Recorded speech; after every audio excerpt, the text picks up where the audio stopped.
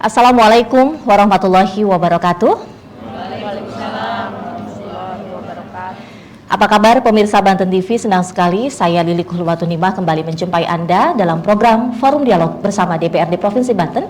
Kali ini kita akan mengangkat terkait gali potensi sektor pariwisata sumbang pertumbuhan ekonomi di Provinsi Banten. Pemirsa, kita ketahui bahwa pariwisata memang merupakan sektor yang penting untuk pertumbuhan ekonomi Banten, terutama dengan potensi besar yang dimiliki daerah ini, seperti pantai-pantai yang indah dan juga situs sejarah. Dan peningkatan sektor pariwisata tentu dapat membawa manfaat ekonomi seperti peningkatan pendapatan masyarakat, juga lapangan kerja. Dan selain itu, pariwisata juga dapat mendorong pengembangan infrastruktur dan meningkatkan daya saing daerah. Lantas bagaimana pemerintah daerah menggali potensi sektor pariwisata ini agar mampu betul menyumbang pertumbuhan perekonomian di Provinsi Banten?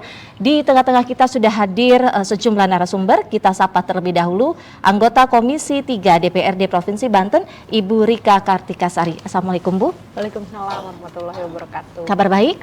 Alhamdulillah baik. Apakah ini pertama kalinya Ibu ke studio Banten TV? Ya, ini pertama kali. Terima kasih sudah hadir kemarin, Bu ya.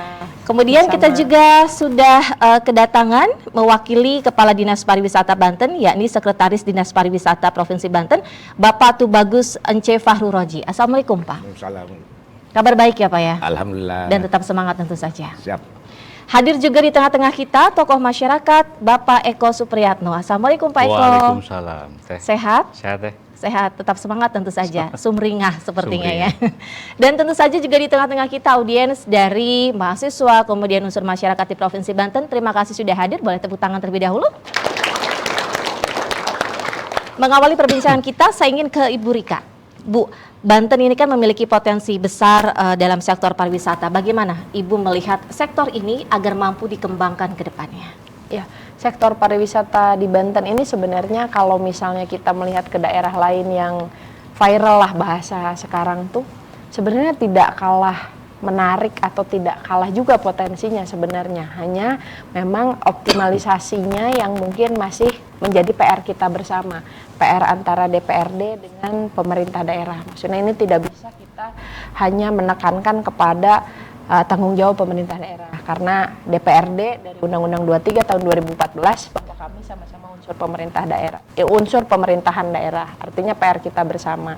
Bagaimana mengoptimalisasi dan terutama satu di zaman yang sekarang ini, bagaimana ini viral supaya orang-orang tuh mau ke sini. Dalam artian yang baik ya, maksudnya jangan sampai viralnya tuh punten karena ada kekurangannya justru gitu. Bagaimana itu saja sih PR kita saat ini kalau menurut saya. Oke, jika ini memang menjadi tugas bersama, salah satunya tugas dari DPRD, lalu perhatian khusus dari DPRD khususnya Komisi 3 apa? Ya, kalau kami di Komisi 3 karena mitra kami hanya sedikit ya, mitra kami hanya 4 OPD, jadi kami bisa berfokus pada bagaimana peran kami di DPRD ini untuk mendukung program-program positif dari mitra kami, misalnya melalui bagaimana kita mempersiapkan untuk penganggarannya misalnya. Kemudian juga bagaimana pengawasan kita supaya apa yang sudah kita anggarkan kita evaluasi dengan baik, yang baik kita pertahankan, yang punten yang masih kurang optimal atau kurang baik bisa kita evaluasi supaya ke depannya apa yang kita anggarkan untuk program-program di Provinsi Banten ini bisa bermanfaat seutuhnya untuk masyarakat. Apalagi pariwisata ini tidak bisa kita hanya melihat bahwa orang-orang akan berwisata dari luar. Kita tidak bisa hanya merajakan dalam tanda kutip kalau menurut saya orang dari luar supaya datang berwisata ke Banten. Tapi bagaimana lokasi-lokasi wisata di Banten ini juga bisa menghidupi masyarakatnya gitu. Jadi dari luar ke sini membawa uang sehingga masyarakat di Provinsi Banten ini, masyarakat sekitar atau pedagang atau UMKM bisa hidup dari datangnya mereka ke sini. Dan mudah-mudahan potensi pariwisata di sini ya Pak Sekdis bisa kita setting supaya orang bukan hanya mengunjungi sekali terus bosan gitu. Supaya balik lagi ya Pak Sekdis supaya nanti ini jadi income berkelanjutan untuk masyarakat di sekitar tempat wisata itu gitu. Oke. Bagaimana dengan penganggarannya sendiri di Komisi 3, Bu? Kalau sejauh ini karena kami maksudnya periode yang baru ini kan dilantik 2 September tahun 2024. kita masih mengikuti, kalau tahun ini masih mengikuti penganggaran dari DPRD sebelumnya. Nah, mungkin kita bisa membantu penganggaran ini membahas untuk anggaran perubahan ini ya Pak Sekdis. Nah, untuk anggaran perubahan ini memang dari Inpres kemarin, Inpres Pak Presiden memang ada beberapa tolak ukur untuk efisiensi. Nah, ini sedang kita, kalau bahasa sekarang kita pergeseran kali Pak Sekdis ya, sedang pergeseran supaya catatan-catatan dari Inpres ini kita ikuti, tapi di luar catatan itu masih kita optimalkan untuk Dispar ini, untuk potensi pariwisata ini, Bu. Berarti mengikuti adanya efisiensi anggaran. Ya, artinya akan menurunkan anggaran untuk Dispar. Ada beberapa poin yang di ini juga dari Dispar, terutama yang akan kena banget ini, salah satunya adalah yang untuk publikasi ya Pak Sekdis, itu kena dalam poinnya efisiensi. Oke. Sisanya kita berharap bahwa tidak masuk sehingga kita masih bisa optimalkan walaupun publikasi sedikit, yang lainnya masih bisa kita maksimalkan untuk pengembangan potensi wisata di Provinsi Banten. Baik, saya ke Pak Sekdis. Pak, saya ingin Bapak menggambarkan terkait potensi wisata yang ada di Banten. Apa yang patut dibanggakan dari daerah kita? Ya. Baik, terima kasih. Tadi saya simak ya Ibu Rizka tadi bahwa memang secara komparatif nih Pak ya, Banten dengan Bali secara komparatif kita lebih lebih beragam destinasinya. Kalau Bali kan relatif pantai kan gitu kan. Yang kedua, secara kompetitif di sini kita kalah kan gitu, kompetitif. Orang misalkan dari luar Jawa datang ke Jakarta, ke Bali cuma 1,5 jam nyampe. Karena infrastruktur transportasi udara tersedia. Tapi kalau di Banten, dari Jakarta mau ke Anyer atau mau ke Jakarta lebih membutuhkan sekitar 2-3 jam. Ya. Itu salah satu persoalan. Jadi daya saingnya itu Pak.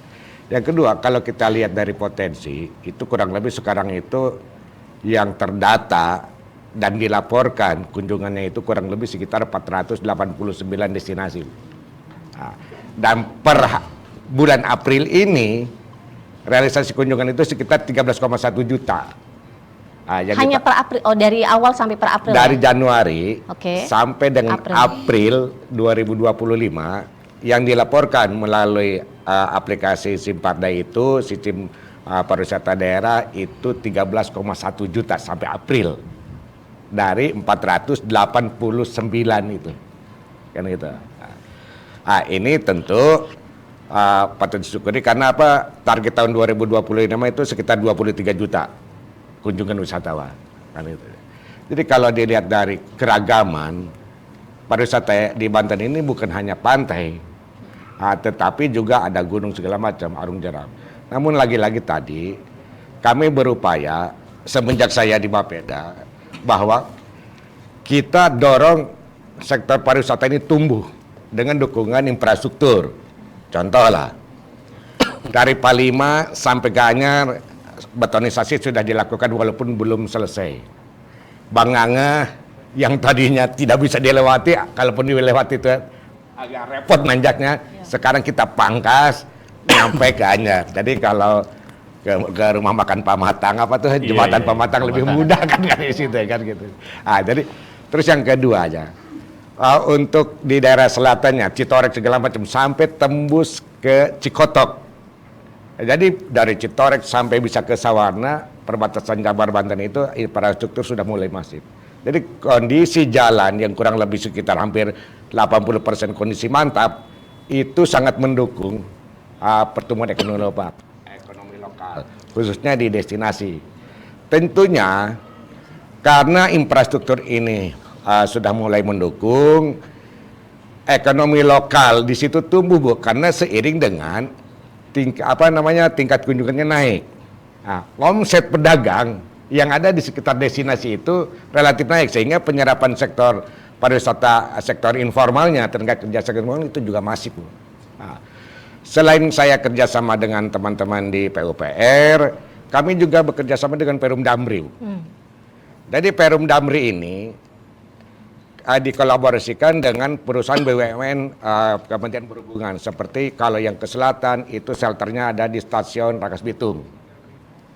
Jadi yang ke Sawarna yang tadinya hanya 2 unit HIS sekarang sudah bis besar dikirim oleh Perum Damri. Kenapa? Karena tadi dari Jakarta naik kereta sampai turun di Rangkas Bitung stasiun itu, mereka sudah bisa mengakses dengan ya kurang lebih 50.000 saja ongkosnya, mereka nyaman mereka ke sana. Jadi Damri juga secara ekonomi menguntungkan, kata Pak Maman, Direktur Damri DC Banten itu. Kenapa kami tambah? Selain permintaan dari Dinas Pariwisata, secara ekonomi kami juga menguntungkan dengan ditambahnya armada itu. Terus kami juga bekerja sama dengan UMKM. Karena demand-nya wisatawan itu kan produk-produknya UMKM. Kan gitu. Jadi UMKM yang supply. Kami marketnya. Jadi demand-nya wisatawan itu supply dari ini. Jadi kalau kita menggunakan pendekatan analisis input-output, outputnya UMKM menjadi inputnya kami. Karena demand-nya si wisatawan. Gitu. Jadi dengan Dinas Pertanian juga, seperti di Citorek, kalau Ibu ke sana itu kan zaman Pak WH itu ada negeri di atas awan. Kondisi jalan sudah mulai mantap. Kami berkolaborasi dengan Kementerian Pariwisata itu, dan dari Dinas Pertanian Provinsi mengirimkan juga kopi, kurang lebih kemarin itu 2.000 sekian batang untuk menghindari longsor, Bu. Nah, kan kalau semua ditanamin sayur, longsor kan gitu. Akhirnya alhamdulillah dengan pendekatan personal kan gitu, kenal baik dengan para kepala dinas, alhamdulillah disupport oleh seluruh dinas yang ada di Provinsi Banten. Oke, kemajuan pariwisata juga harus ditopang dengan infrastruktur, begitu ya? Sangat, yang Bapak sebutkan tadi. Baik Pak, dari ratusan destinasi wisata tadi yang Bapak sebutkan, 13,1 juta sampai April ini pengunjungnya, destinasi wisata mana yang paling banyak dikunjungi? Untuk sementara ini memang Anyar Carita itu masih jadi primadona, Pak. Tetapi sekarang karena sudah mulai adanya pembangunan destinasi di wilayah selatan, jadi distribusi kunjungan wisata itu sekarang tidak fokus ada di Anyar Carita. Kan gitu. Kami melakukan survei itu sampai ke perbatasan Jabar. Jadi kalau untuk Jawa Barat dengan Banten perbuatannya itu didominasinya dari Cianjur, Bogor, Depok, yang lewat ke sana melalui Sawarna, mau ke Sawarna melalui Cilograng itu. Yang kedua, komunitas-komunitas juga, Pak. Banyaknya ke sana itu komunitas, terutama di daerah negeri di atas awan. Itu komunitas, misalkan RE segala macam, nginep semalam langsung ke Sawarna. Jadi sekarang distribusi kunjungan mulai menyebar. Yang awalnya itu masih fokus di Anyar Carita.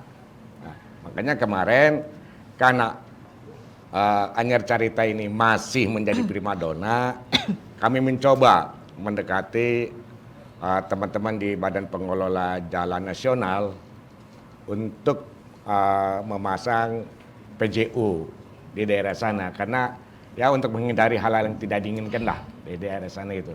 Jadi pada prinsipnya sekarang sudah mulai ini. Sudah mulai merata ya. Sudah mulai merata. Tidak melulu pantai Anyar dan Carita. Tidak melulu pantai. Apalagi sekarang Baduy kemarin itu, Bu. Kita membangun rest area kurang lebih dikasih lahannya itu oleh Lebak itu 8.000 meter persegi. Itu kemarin itu tahun baru nggak ketampung. Apalagi atau lusa kami kemarin berkoordinasi dengan perusahaan yang membangun tol Serang Panimbang, minta kepada PUPR Provinsi ataupun PUPR Kabupaten Kota Pandeglang dan Lebak, exit tol Cileles itu yang tadinya sekitar 4 meter minta ditambah jadi 12 meter. Karena aksesibilitas ke Baduy lewat Bojong Manik itu akan lebih mudah, ke Tanjung Lesung juga lewat Bojong akan lebih mudah. Karena itu. Jadi di sini alhamdulillah kemarin dari Pak Arlan melalui Pak Hakim, Kepala Dinas PUPR-nya mendukung untuk itu. Karena mulai besok 2025 ini, itu sudah mau mengembangkan agrowisata kurang lebih sekitar 50 hektar yang ada di wilayah Lebak. Jadi kami berkolaborasi dengan Pemda Lebak. Siapa berbuat apa dengan master plan yang sudah mereka buat. Baik. Gitu. Ya. Jadi untuk mendistribusikan kunjungan supaya ekonomi lokal ini tumbuh. Baik, saya ke Pak Eko terlebih dahulu. Pak, bagaimana Bapak melihat perkembangan kemajuan pariwisata di Provinsi Banten saat ini?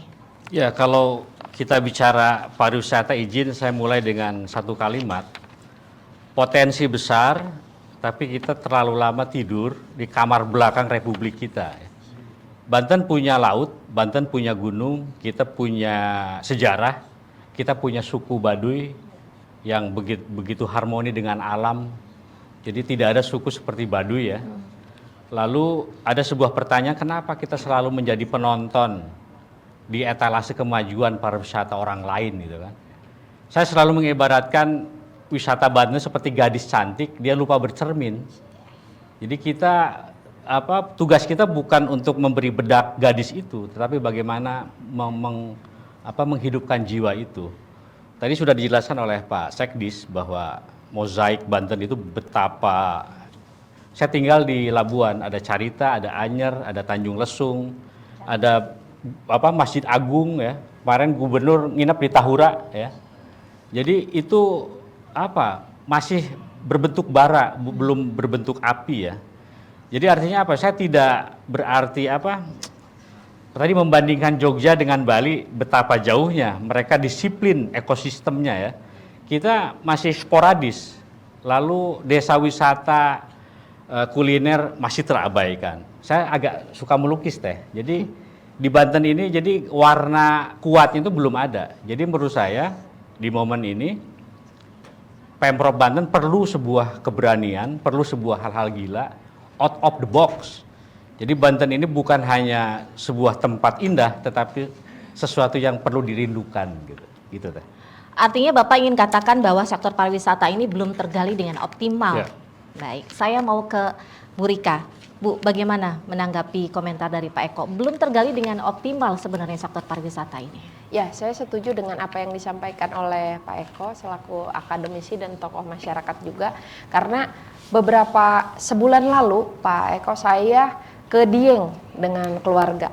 Nah, di Dieng ini kan kayaknya nih kalau lihat di punten ya, kalau media sosial yang zaman sekarang itu kayaknya bagus gitu. Pas saya ke sana ternyata medannya itu kalau tadi kata Pak Sekdis, medannya gila-gilaan. Saya masuk yang tanjakan yang suka dijagain orang itu loh malam-malam karena ngejarnya sunrise kan. Dan itu aksesnya kalau menurut saya orang Pandeglang sama dengan Pak Eko, saya juga sekolah SD di Labuan, saya tahu medannya seperti apa. Tapi kenapa Dieng masih dicari oleh orang padahal informasi jalan jauh, jalan jelek ini masih ada gitu.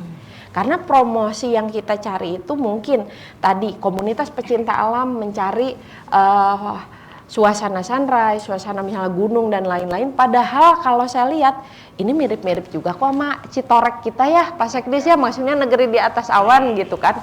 Kalau misalnya kita lihat candi memang nggak ada kalau di kita karena memang budaya Hindu dan Buddha kurang masuk di Provinsi Banten. Tapi religinya kita punya Caringin, kita misalnya punya Banten Lama dan lain-lain. Jadi memang betul yang disampaikan oleh Pak Eko bahwa kita punya potensi tapi optimalisasi ini belum maksimal gitu. Kalau kita lihat ke yang lain, kata Pak Sekdis tadi, Bali pantai melulu gitu. Padahal di Pulau Pecang kalau menurut saya lebih bagus Pak Eko. Bahkan snorkelingnya aja nggak usah kita ke tengah laut, di pinggiran jembatan penyeberangan tempat kapal sandar aja snorkelingnya udah bagus banget gitu. Infrastrukturnya baik juga. Nah, Pantai Bunaken pun kan sebenarnya kalau dari jarak jauh. Tinggal kalau menurut saya yang tadi out the box-nya itu adalah bagaimana kita mengencourage ini, mengembangkan ini supaya orang tahu potensinya dan walaupun tahu jalannya, aksesnya segala macam, ternyata Dieng aja tidak begitu bagus jalannya tapi masih dikejar gitu. Artinya PR apa yang bisa kita diskusikan bersama mumpung Pak Eko ada di sini juga, akademisi kita dari berbagai pihak maksudnya untuk membantu kami juga di DPRD membuat program yang memang bisa maksimal ya Pak Sekdis, karena inginnya nanti kalau misalnya orang ke Banten ini tidak melulu hanya melihat bahwa oh memang ini provinsi penyangga ibu kota Jakarta misalnya. Sekarang ibu kotanya belum fix juga ya ke IKN ibu kota misalnya di sini, dan mudah-mudahan bisa membangkitkan pariwisata di sini gitu. Oke, saya mau ke Pak Sekdis. Pak, potensi kita besar tadi yang disebutkan dan tidak kalah dengan daerah lain seperti Jogja dan Bali yang kunjungan wisatawannya cukup banyak sekali. Lalu hal apa sih Pak yang mungkin tadi disebutkan yang menjadi kekurangan kita tuh apa ya yang harus digali dengan baik? Kan sebenarnya gini Bu, sehebat apapun destinasi, sehebat apapun pengelolanya, tadi kalau dukungan infrastruktur ini belum masif, orang itu kata Ibu Erika tadi, males lah nyeri awak, kan gitu. Ya, jadi sekarang ini dari 2000, terutama 17-22 kemarin ya, itu kan kondisi jalan mantap itu betul-betul dikejar Bu. Zaman Pak Waya sama Pak Andika itu.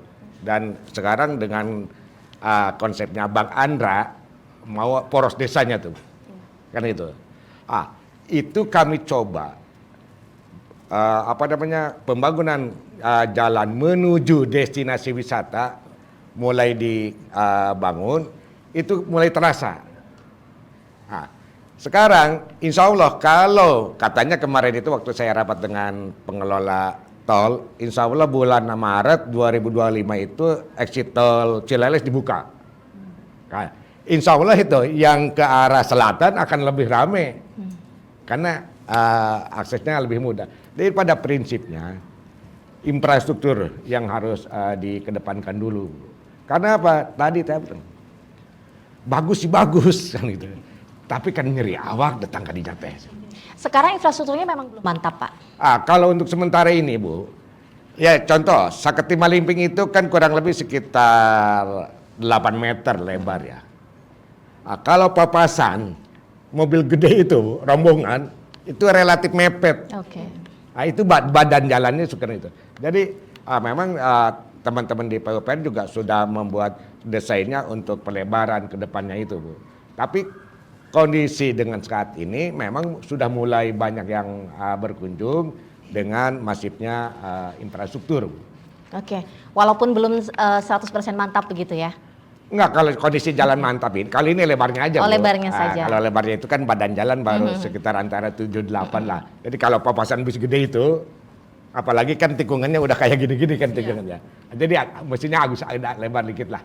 Gitu. Dan dengan perkembangan infrastruktur tadi, Bapak sudah melihat perkembangan pariwisata di daerah itu? Sudah melihat Pak? Iya. Kunjungannya sudah semakin banyak? Iya, karena gini saya iseng-iseng ke teman-teman Bapenda, Badan Pendapatan Daerah. Saya nata daerah 1 kecamatan Cilogram 4 desa. Tolong dicek. Bertambah tidak roda 2 maupun roda 4 yang pelat A. Karena di sana itu banyaknya truk itu pelat FU. Kan itu dah. Akhirnya teman-teman di Bapenda melalui Samsat Malimping mereka mengecek Bu.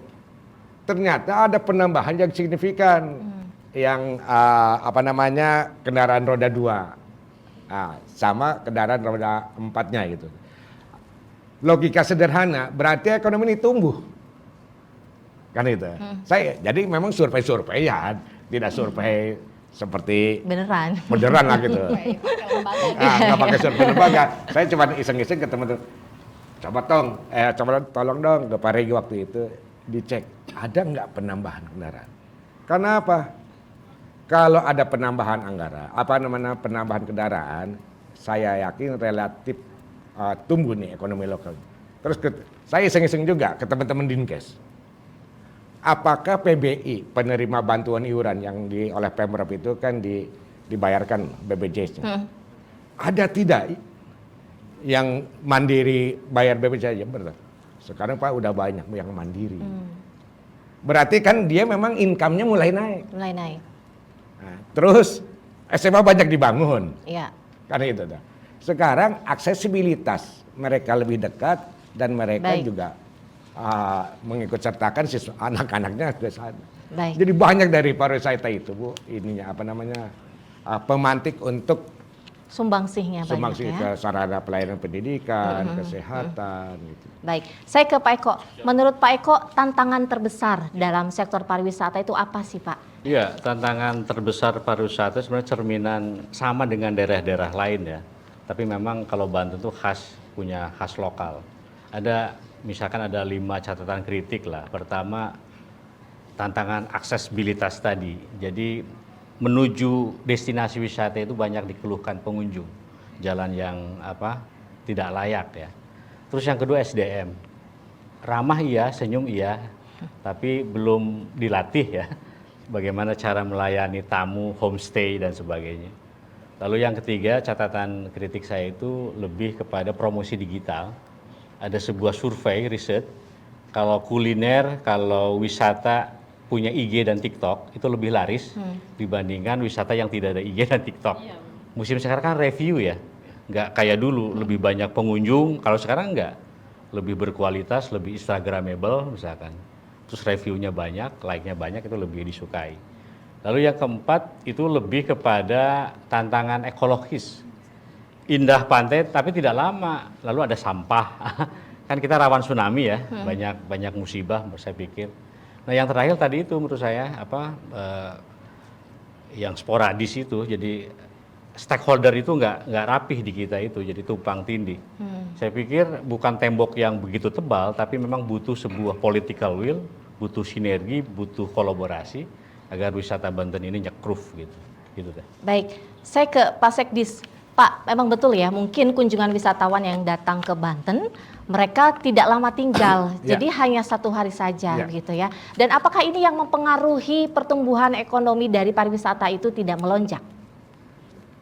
Jadi gini Bu, memang rata-rata lama inap di sini di Banten itu kurang lebih 1,6 Bu. Jadi nggak nyampe 2 hari. Nggak nyampe 2 hari. Gitu. Saya sudah minta beberapa kali ke teman-teman Asita, ke teman-teman PHRI, pada saat tamu hotel itu jangan hanya tidur di situ, perlu ada atraksi lah, kan gitu. Yang keduanya juga ke teman-teman di Asita, coba Anda berkolaborasi dengan PHRI, misalkan orang ini nginep di Ledian, tawarkan paket ke Banten Lama, kan itu ada menawarkan seperti itu supaya dia lebih dari 2 hari lah kalau bisa. Ini belum sinergi antara stakeholder di pariwisata itu Bu.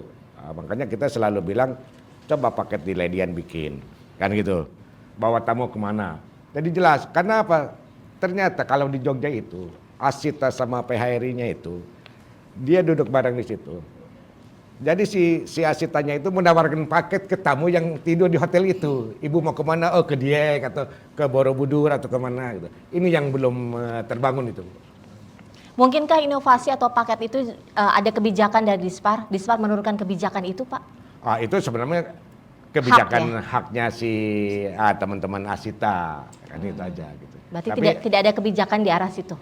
Tidak, paling kita hanya himbauan kan gitu, bagaimana supaya tamu itu betah. Karena gini, pernah saya di Ledian, Pak, kalau ke Banten Lama itu kira-kira berapa jam? Kan gitu. Kebetulan nanya ke saya, waktu itu mau hadir apa? 1/2 jam juga nggak nyampe Bu. Enggak, katanya sekarang sudah kayak Madinah, kata si yang hotel. Kan gitu. Tahunya dia tak kayak Madinah gitu. Saya bilang, Ibu kalau sini bisa juga naik Grab kan gitu. Akhirnya dari situ saya menyimpulkan, oh berarti tidak dijual paket ini. Padahal sebenarnya dia itu mau ke sana. Kira-kira kalau Grab itu berapa Pak? Itu bisa di-charging lah sama Ibu lah. Dari sini ke Banten Lama itu berapa rupiah. Akhirnya saya cobalah ke sana katanya gitu. Itu kurang lebih suami istri, anaknya 2 itu, anak-anak kecil. Jadi mereka itu sebenarnya bukan hanya mau tinggal di hotel. Tapi kalau ada yang menawarkan paket ke sini ini. Mau berkunjung ke tempat lain juga ya. Pada saat itu kebetulan saya menghadiri rapat, ada Rehat, ngobrol lah sama si ibu itu. Nanyain Banten Lama kayak sekarang sudah kayak Madinah, pengen tahu katanya kan gitu. Itu. Baik. Itu contohnya. Gitu. Baik. Saya ke Bu Rika. Bu, seharusnya pariwisata ini kan mampu juga menciptakan lapangan pekerjaan. Bagaimana Ibu melihat ini? Apakah sudah terlihat menciptakan banyak lapangan pekerjaan? Jadi harapannya adalah potensi pariwisata ini banyak efek dominonya kalau menurut saya. Jadi pertama, bagaimana daerah ini dikenal. Saya boleh cerita dikit ya Pak Eko ya. Kenapa saya ini jurusannya psikologi dari Universitas Pajajaran. Saya tidak pernah Pak Eko berpikiran akan jadi politisi awalnya. Nggak pernah sama sekali. Karena cita-cita saya memang jadi psikolog. Tapi pas saya ospek, ditanya oleh kakak senior saya, dulu kan zaman masih ospek ya, zaman saya, ditanya, kamu dari mana? Saya SMA 1 Pandeglang. Nah, terus ditanya sama dia, Pandeglang tuh di peta di mana Pak Eko katanya. Akhirnya saya berpikir, kata saya, kalau saya jadi psikolog, saya akan menolong orang per orang yang membutuhkan saya. Tetapi untuk membuat satu daerah dikenal dan lain-lain, ini perlu kebijakan. Nah, kebijakan ini mungkin tataran teknis adalah tataran eksekutif, tapi kebijakan adalah tatarannya kalau dulu legislatif, kalau sekarang DPRD. Karena di Undang-Undang 23 kami sudah bukan unsur legislatif ya Pak ya, makanya kita punyanya Bapemperda. Legislatif itu hanya di DPR RI. Makanya saya bilang, 2009 saya mencalonkan diri di usia 20 tahun. Semester 5 dan waktu itu gagal. Allah menciptakan saya, Allah membuka jalan saya mungkin untuk lulus S1 dulu karena waktu itu masih semester 5. Tapi di 2011 akhirnya saya bekerja sama dengan Pak Ali Fadilah untuk membuat Pandeglang ini jangan sampai dikenal sebagai daerah miskin saja. Karena waktu itu memang pemikiran saya masih pada daerah saya, Kabupaten Pandeglang. Akhirnya 2011 itu saya datang ke Kepala Dinas Pariwisata, saya bilang, Pak, kita harus dikenal daerah ini dengan pariwisatanya. Panjang pantai Pandeglang paling panjang seprovinsi Banten. Kita punya taman nasional, kita punya gunung, kita punya sejarah keagamaan.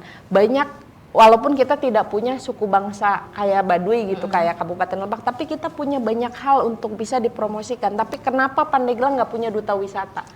Akhirnya kata Kepala Dinas saat itu, Pandeglang nggak punya anggaran. Saya bilang gini, kalau Pandeglang nggak punya anggaran, saya akan buat duta wisata, tapi Pemda harus menerima itu sebagai hasil kami dari pemuda. Akhirnya saya bikinlah, saya dengan sejarawan, dengan budayawan segala macam. Kira-kira apa ya namanya? Hasil rempuk kita disebutlah kakak teteh, Pak Eko. Karena kan di Pandeglang bisa disebutnya kakak sama teteh. Dibentuklah kakak teteh. Duta wisata pertama di Kabupaten Pandeglang, inisiasi saya dan saya yang melaksanakan. Saat itu saya berpikir bahwa saya nyindir pemerintah nih. Pemerintah ngomongin anggaran, pemuda bisa bikin. Karena waktu itu saya masih jadi ketua OKP, Sapma Pemuda Pancasila. Akhirnya kita buatlah Pak Eko, sampai sekarang masih dipakai ya, kakak teteh. Setelah terbentuk, silahkan dipakai oleh dinas. Saya hanya mengantarkan bahwa Pandeglang punya duta wisata. Nah, dari mindset itulah kenapa saya berpikir pariwisata ini bisa mengembangkan daerah gitu. Pertama, daerah di sekitarnya pasti punya efek dominonya adalah minimal orang yang nginep pasti nyari makanan khas. Kayak saya misalnya, jalan-jalan ke Jogja pasti bukan nyari nasi uduk Bu, yang dicari pasti gudegnya misalnya. Nah itu tinggal masalahnya itu tadi SDM-nya siap enggak dengan daerahnya jadi wisata. Karena gini, kadang-kadang di beberapa di daerah di kita ini kurang siap. Kurang siapnya pasti berpikir, oh pariwisata nih kasarnya negatif, bawa efek negatif, apalagi di daerah-daerah religi misalnya seperti Pandeglang dan sekitarnya. Kalau misalnya ada hotel, maka ada perzinahan, padahal sebenarnya belum tentu seperti itu. Makanya pemahaman mindset juga, saya setuju dengan Pak Sekdis bahwa infrastruktur itu penting. Tapi pemahaman SDM di lokasi juga sama. Tadi kata Pak Eko itu memang benar, saya setuju banget. Kalau SDM-nya belum paham sabta pesona, maksudnya hanya senyum-senyum, tapi ternyata dagangannya mahal, orang nggak datang lagi Bu. Betul. Kayak misalnya saya ke mana? Ke Jogja misalnya. Jogja kurang gimana terkenal sih dari zaman dulu. Coba waktu teman-teman di sini juga SMA, mungkin sebelum ada larangan pasti Pak Eko juga study tour mungkin ke Jogja ya. Dari zaman dulu teh di Jogja itu nggak pernah nginjek 20.000, pasti 5.000 aja. Nah coba kita cari ke Carita, ke Anyer. Teh itu udah harga berapa? 15.000, 18.000. Bahkan orang memang betul pariwisata itu adalah orang ngeluarin uang buat bersenang-senang. Tapi kalau harganya jauh kan orang juga kapok datang lagi. Makanya walaupun pedagang-pedagang ini bisa hidup dari pariwisata, alangkah lebih baik ketika kita melakukan pelatihan kepada mereka bagaimana melayani, kemudian terutama itu bagaimana menjual, prinsipnya prinsip Chinese kalau menurut saya. Untung sedikit tapi berkelanjutan daripada untung besar tapi nggak ada yang beli lagi gitu. Tapi selama ini Perda khusus pariwisata sudah ada belum ya? Kalau Ripda sudah ada ya, Rencana Induk Pembangunan Daerah memang sudah ada di Provinsi Banten. Baik, tapi sebelum itu kita kasih kesempatan untuk audiens yang ingin bertanya. Boleh, silakan sebutkan namanya singkat saja dan apa pertanyaannya. Assalamualaikum warahmatullahi wabarakatuh. Waalaikumsalam warahmatullahi wabarakatuh. Perkenalkan, nama saya Muhammad Agung. Izin bertanya untuk Bapak Eko. Pengembangan suatu destinasi wisata dapat memberikan nilai bagi wisatawan maupun lingkungan sekitarnya. Sudahkah dilakukan pengembangan tersebut menurut Anda? Terima kasih. Terima kasih kembali. Berikutnya silakan.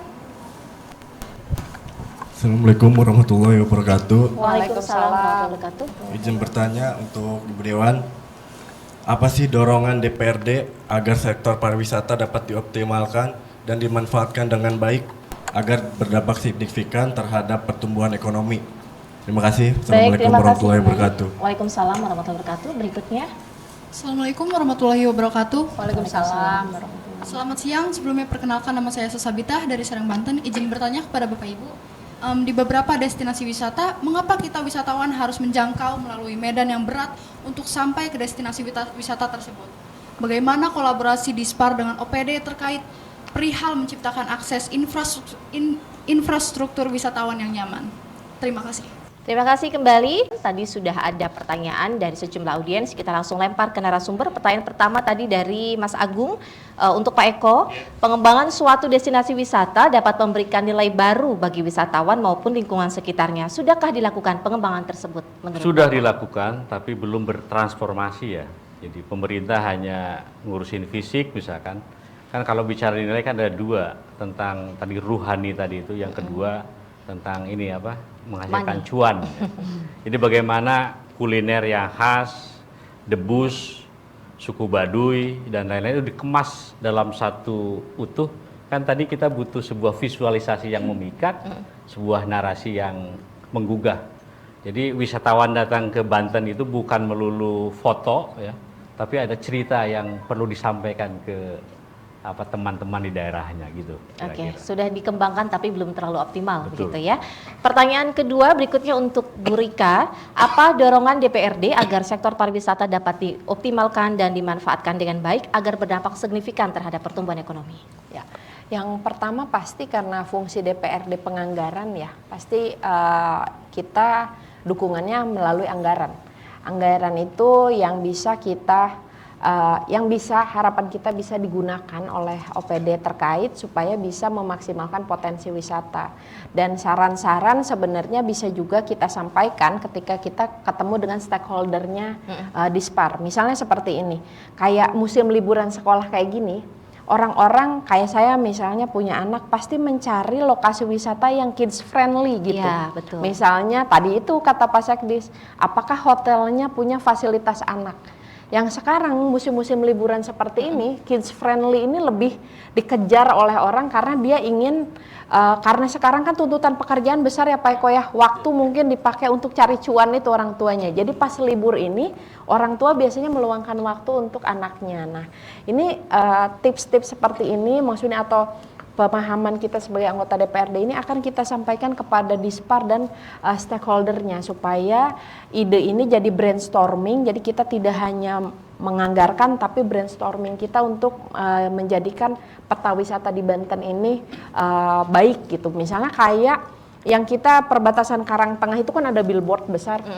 Nah kalau dulu ya Pak Sekdis di situ ada peta wisata Banten, titik mana, itu kan menjadi informasi. Kayak misalnya dulu kalau kita masuk Bandara Soekarno-Hatta, itu ada selamat datang dari bupatinya Labuan Bajo. Ternyata Labuan Bajo itu kan nggak jauh dengan pantai-pantai kita juga, cuma memang lebih bersih dan tanpa sampah. Kalau Labuan ini kan kemarin viralnya karena sampah. Jadi ide-ide pembangunan juga anggaran kita akan maksimalkan kepada OPD kita supaya ini bisa menarik laju ekonomi, pertumbuhan ekonomi di Provinsi Banten. Oke, baik, berikutnya tadi pertanyaan terakhir, ini sih menyinggung terkait infrastruktur ya Pak Sekdis. Di beberapa destinasi wisata, kenapa kita wisatawan harus menjangkau melalui medan yang berat untuk sampai ke destinasi wisata tersebut? Lalu apa kolaborasi Dispar dengan OPD terkait? Jadi gini Bu, yang sudah kita lakukan, contohlah dengan dengan Dinas Perumahan dan Permukiman, di situ ada program PSU, Prasarana Utilitas Umum. Jadi kami bekerjasama dengan mereka, memberikan lokasinya, dan Dinas Perkim membangun jalan lingkungannya Bu, menuju destinasinya. Ini banyak yang dilakukannya itu khususnya daerah selatan Bu, terutama di Kecamatan Cilograng 2003-2004, alhamdulillah dukungan dari Dinas Perkim. Jadi dari jalan nasional, jalan lintasan sampai ke Pacitan itu, jalan lintasan Jawa, Pantai Selatan Jawa, itu kesananya itu melalui dana desa. Jadi kita kolaborasi dengan dana desa, misalkan panjang 3 kilo, PSU 2 kilo, dana desanya 1 kilo. Jadi kami sudah mensinergikan sumber pendanaannya, baik dari provinsinya, dari Dinas Perkim ke PSU, dari dana desanya juga ada. Yang kedua, kami juga melakukan pendekatan kepada yang terhormat teman-teman di Komisi 4, karena salah satu mitra kerjanya itu kan di PUPR, Kementerian Perhubungan. Alhamdulillah, seperti di Bendungan Cikoncang. Bendungan Cikoncang itu kan jalan infeksi irigasi. Nah, jadi nanti insya Allah di tahun 2025 ini mereka akan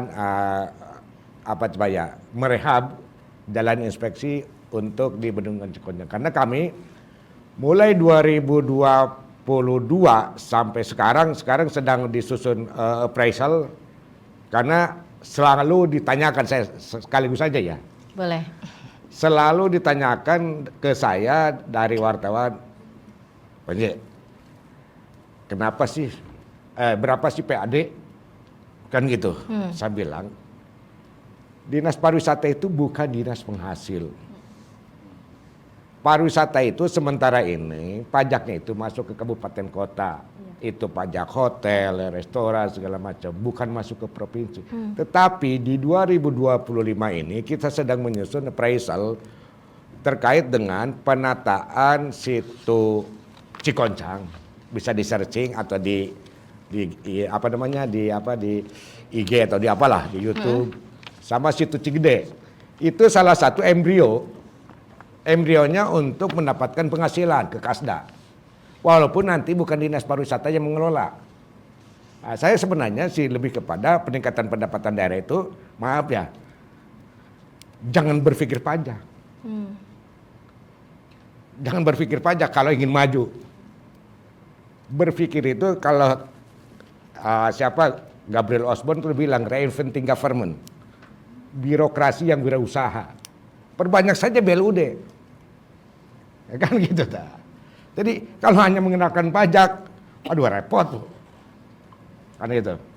Covid aja kemarin dari 16 triliun waktu saya di Bapeda belanja, begitu Covid jadi 13,5 karena pajak kendaraan bermotor itu banyak yang macet. Kan gitu. Jadi jangan orientasi melulu kepada pajak. Tapi isi kantong-kantong masyarakat supaya banyak duitnya. Kan gitu. Ya kayak ibu lah. Punya rumah, punya tanah, suruh bayar PBB. Kalau pajak kendaraan motor dibayarkan, masyarakat menikmati jalan. Iya. Ibu bayar PBB, menikmati enggak? Kan gitu. Jadi kita lebih berorientasi bagaimana meningkatkan pendapatannya supaya dia bisa mengakses ke sarana pelayanan kesehatan, dia bisa mengakses ke sarana pelayanan pendidikan, sehingga anggaran Pemprov tidak banyak membantu untuk program seperti itu. Kan itu, biarkan dia mandiri. Nah, jadi pada prinsipnya kolaborasi yang sudah kita lakukan itu dengan teman-teman OPD sudah kita ini dan sudah terasa dengan tingginya kunjungan wisatawan. Makanya saya bilang tadi bulan April saja sudah 13,1 juta kunjungan ini. Nah, Saya kemarin membandingkan April 2022, saya bandingkan. Jauh amat Pak Jauh bandingkannya. Gitu. Kan 2022. Nah, sekarang April 25, oh ternyata ini mungkin dampak dari infrastruktur ini yang masif. Oke. Baik itu nasional, jalan provinsi maupun jalan kabupaten kota. Oke.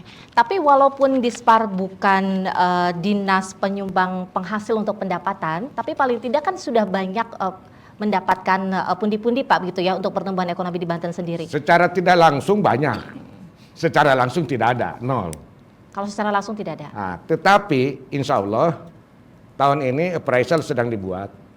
Nanti untuk bendungan Cikoncang ini yang sudah kita tata berapa rupiah mau disewakan. Untuk Situ Gede Tangerang berapa rupiah. Kami dalam kurang lebih tahun ini si konsultan ini nanti bersurvei kunjungannya ke sana. Kan gitu. Jadi untuk menentukan kalau disewakan kira-kira setahun berapa. Nanti dengan harapan itu masuk ke Sasda dalam rangka pemanfaatan aset daerah. Oke. Karena sudah saya masukkan di dalam rencana pembangunan 2326 bahwa pemanfaatan aset itu jadikan sebagai proyek strategis daerah. Kan itu. Baik. Kita sudah berada di penghujung acara, kita minta closing statement dari masing-masing narasumber. Dimulai dari Pak Eko, singkat saja boleh Pak, silahkan. Kalau pariwisata dijadikan proyek, kita punya angka. Tapi kalau pariwisata dijadikan gerakan, kita punya harapan. Banten punya segudang daerah indah, tapi yang dikurang dari Banten itu cerdas, konsistensi, dan manusiawi. Jangan sampai anak cucu kita tahu Banten dari buku-buku yang berdebu, tapi perlu dari kisah konkret yang update, dan yang paling penting di balik rimbunnya keindahan Banten, pantai yang bersih, dan mungkin Banten layak untuk menjadi daerah yang dirindukan. Boleh tepuk tangan untuk Pak Eko. Terima kasih. Berikutnya Pak Sekdis, boleh silahkan singkat saja. Pada prinsipnya apapun yang kita bangun tetap harus kemitraan, baik itu pemerintah, swasta maupun masyarakat juga harus terjalin. Karena tidak bisa dilaksanakan hanya oleh pemerintah. Kan gitu. Jadi prinsipnya yuk kita kerja bareng untuk kita semua. Terima kasih. Terima kasih Pak Sekdis. Berikutnya Bu Rika silahkan. Ya, pariwisata merupakan wajah dari suatu daerah. Dan mari membuat pariwisata di Provinsi Banten ini sebagai salah satu wajah yang baik untuk Banten dikenal di luar provinsi, baik di nasional ataupun di internasional. Mari jaga potensi dan kita kembangkan bersama untuk laju perekonomian di Provinsi Banten. Tepuk tangan. Terima kasih Ibu Rika, terima kasih Pak Sama-sama. Sekdis, dan juga terima kasih Pak Eko. Terima kasih juga untuk audiens yang sudah hadir di Studio Banten TV. Pemirsa, demikian Forum Dialog bersama DPRD Provinsi Banten. Saya Lilik Hulwatuningmah dan kru yang bertugas mohon pamit. Wassalamualaikum warahmatullahi wabarakatuh.